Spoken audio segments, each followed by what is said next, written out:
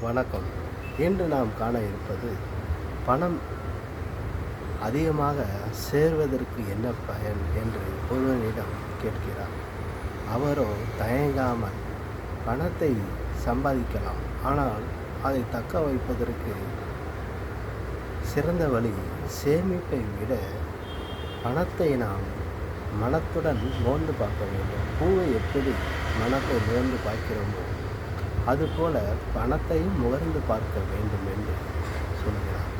Daily நீ பணத்தின் வாடையை புரிந்து கொண்டால் பணம் உன்னை விட்டு போகாது என்கிறார். உடனே அவன் டெய்லியில் சம்பாதித்த பணத்தை எல்லாம் முகர்ந்து பெட்டியில் அடித்து வைத்தான். பணமும் நாளடைவில் பீரோனும் நிறைஞ்சது, பெட்டியும் நிறைந்தது.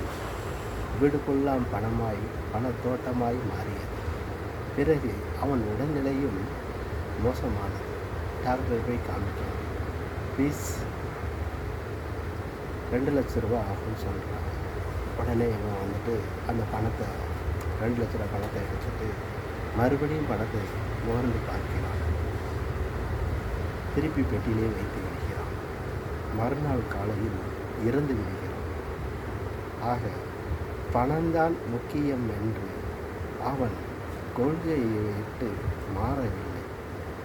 ஆக பணமே அவனுக்கு உயிரை காவு வாங்கியது.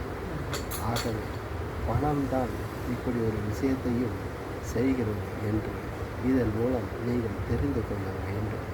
ஆகவே எதற்கும் ஒரு அளவுகோல் உண்டு. அந்த அளவுகோலின் அடிப்படையில் வாழ்ந்தால் மட்டுமே வாழ்க்கையில் நாம் உணர முடியும், ஜெயிக்க முடியும். மனம்போல் வாழ்க்கை. நன்றி.